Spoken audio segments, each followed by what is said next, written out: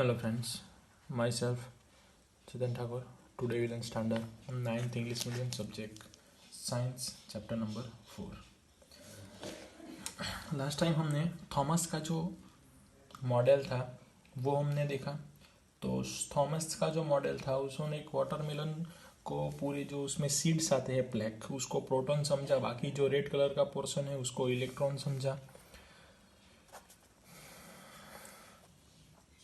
और ऐसा कहा कि ऐसे दोनों कैसे हो जाएंगे, सब्सटेंस जो होगा वो इस तरीके से न्यूट्रल हो जाएगा ऐसे समझा। बट बाद में वो जो एक्सपेरिमेंट था वो फेल हो गया। उसके बाद रुथरफोर्ड ने एक मॉडल ऑफ एटॉम प्रिपेयर किया।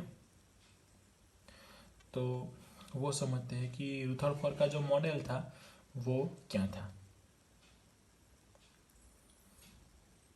Rutherford model for a atom.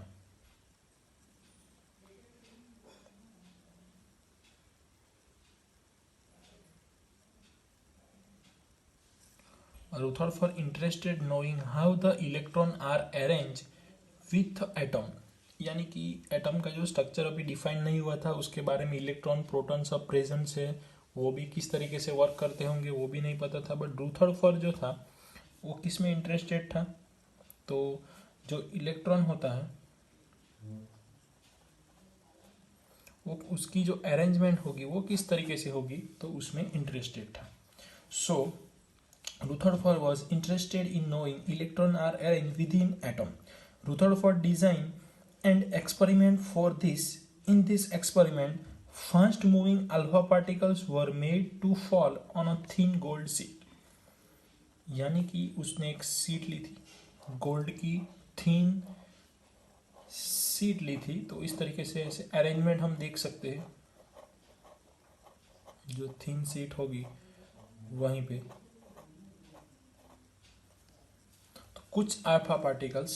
उसके बाद he selected gold foil because he wanted a thin layer as possible, यानी कि गोल्ड है तो उसको आप जितना खींच सकते हो उतना खींच सकते हैं, और एज पॉसिबल थिन सीट उसको मिल सकती है, इसलिए उसने थिन ही लिया था।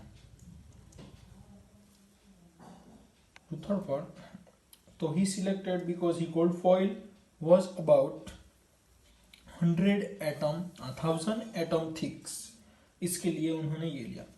सो the alpha particles are doubly charges, helium ions double charge और डबली। हीलियम के पास क्या है He, उसका एटॉमिक नंबर 2 है तो उसके पास 2 इलेक्ट्रॉन होंगे और 2 प्रोटॉन होंगे।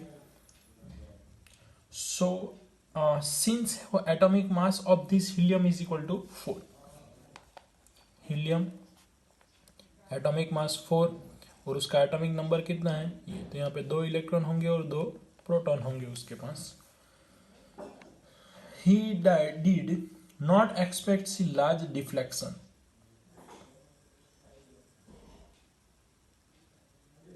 but the alpha particles are scattering experiment gave totally unexpected result. Observation were made, उन्होंने अल्फा पार्टिकल्स के लिए ऑब्जर्वेशन किया तो उन्होंने ऐसा देखा कि कुछ जो रेस थे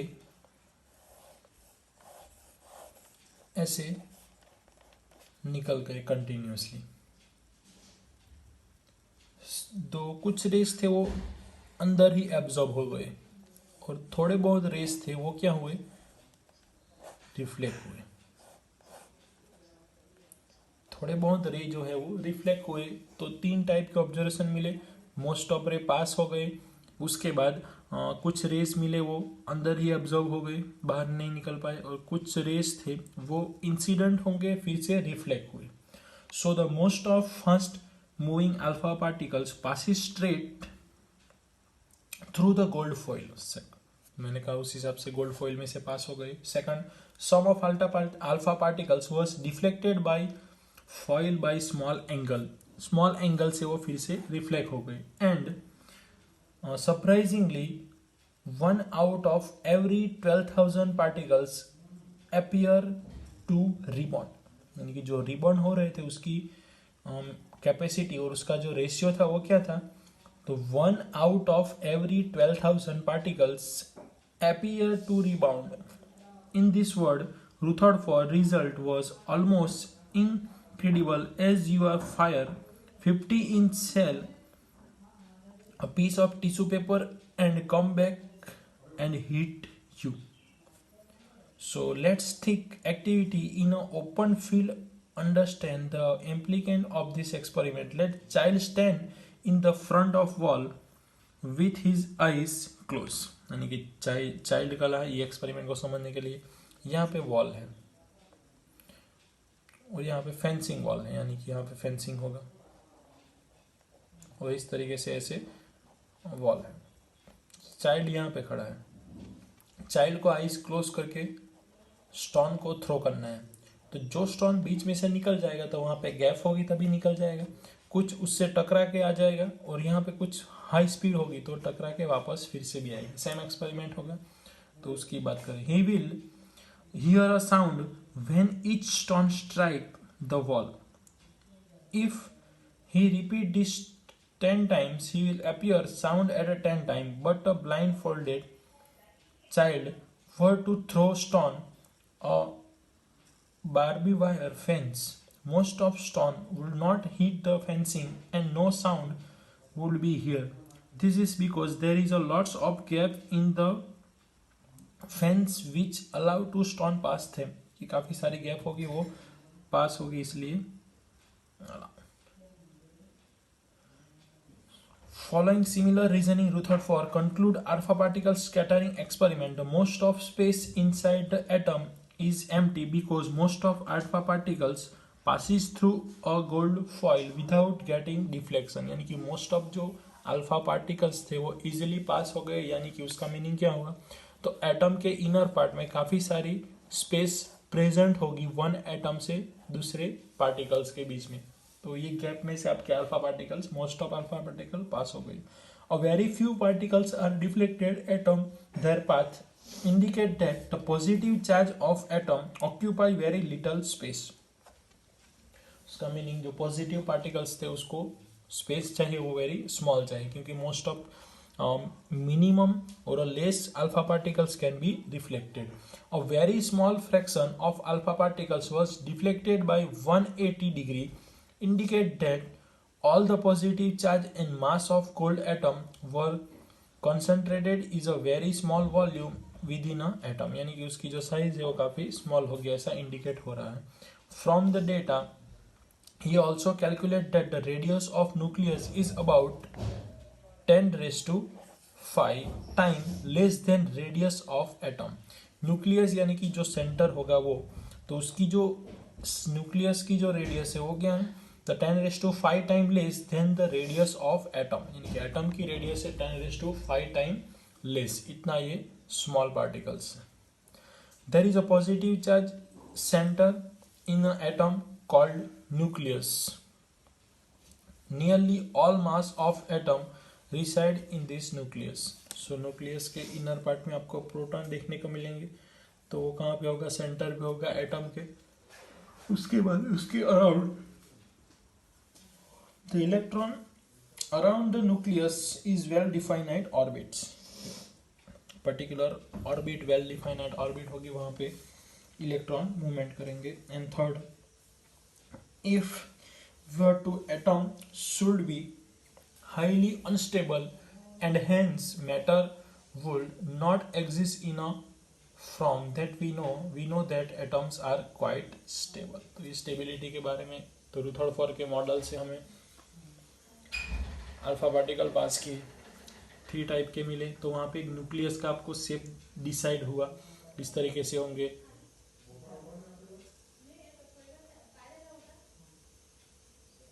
उसकी रेडियस 10⁵ टाइम लेस है न्यूक्लियस से, और सेंटर में जो होगा उसको न्यूक्लियस बोलेंगे।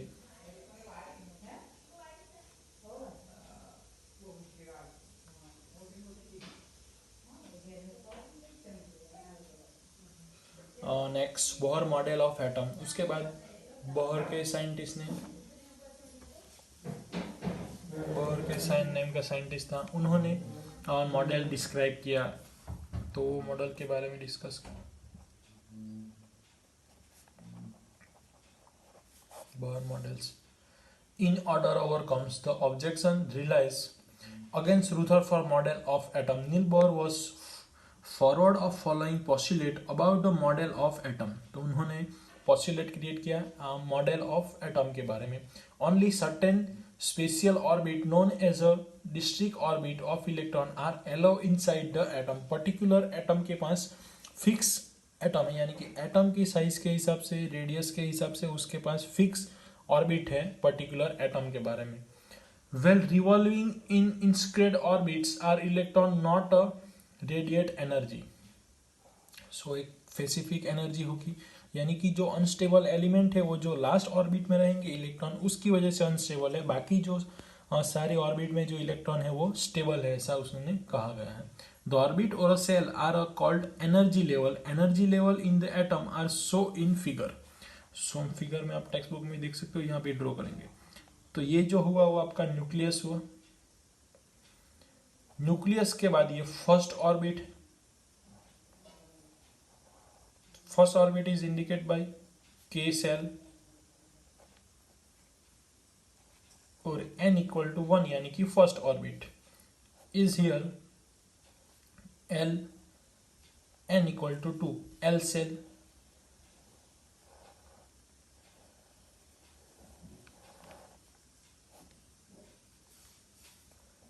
m यानी कि n equal to 3, k l m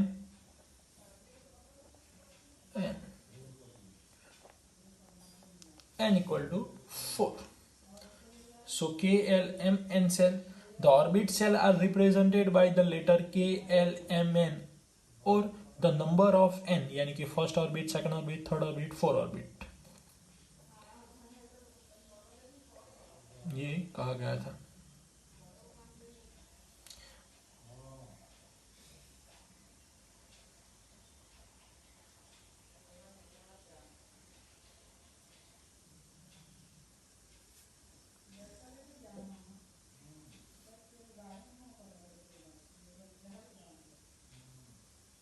इतना उन्होंने मॉडल ने कहा गया. आगे मॉडल के बारे में स्टडी करते हैं, उससे पहले जो रूल्स थे वो देख लेते हैं. उसके बाद ये मॉडल के बाद एक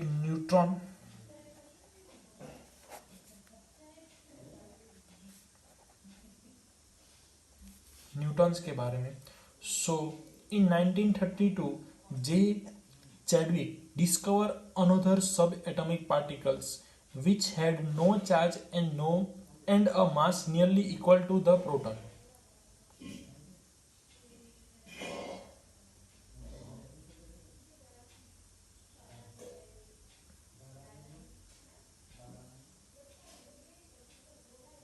Equal to that of proton. It was eventually named as a neutron. Neutrons are present in a nucleus of all atoms except hydrogen. Neutrons are present in a nucleus of all atoms. In general, neutron is represented n, and mass of atom is therefore given a sum of mass of proton and neutron present in nucleus.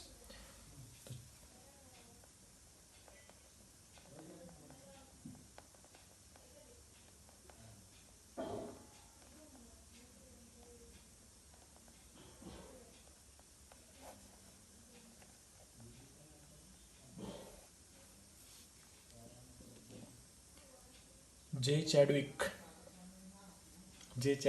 Newton की invention क्या, उसके पास no charge ऐसा find हुआ और उसका जो मास था उसको स्मॉल n से रिप्रेजेंट किया. स्मॉल n से रिप्रेजेंट किया. और मास ऑफ न्यूक्लियस था. न्यूक्लियस में क्या कहा था? न्यूक्लियस में mass of neutron and proton, ये उन्होंने कहा. उसके बाद तो इलेक्ट्रॉन की जो अरेंजमेंट है वो किस तरीके से ऑर्बिट में है. The distribution of electron in a different orbit of atom suggested Bohr models. So maximum number of electron present in a shell is given by the formula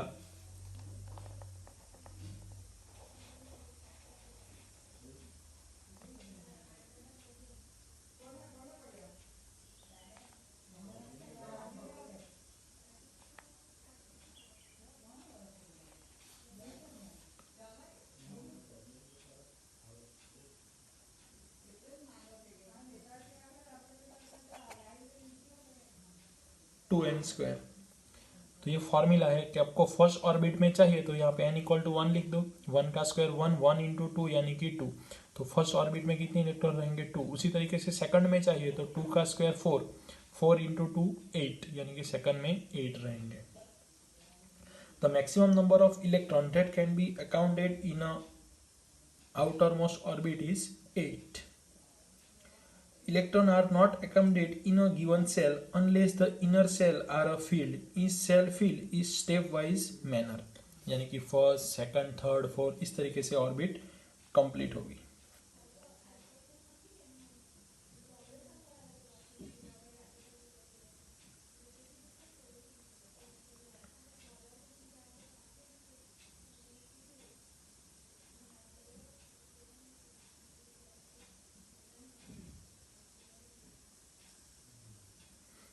Valency, we have learned how the electron in an atom are arranged in a different cell or orbit.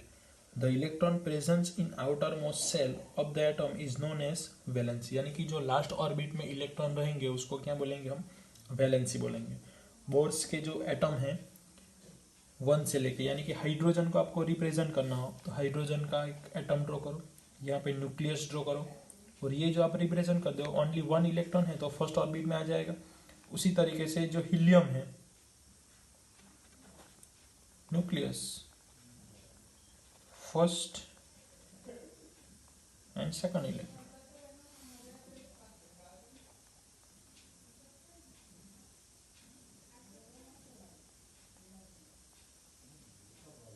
Nucleus first orbit,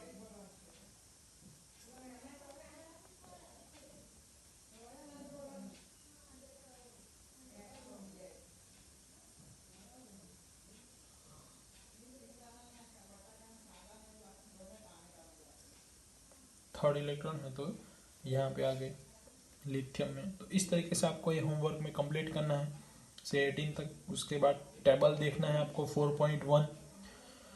next lecture में बाकी का solve करेंगे। Thank you friends.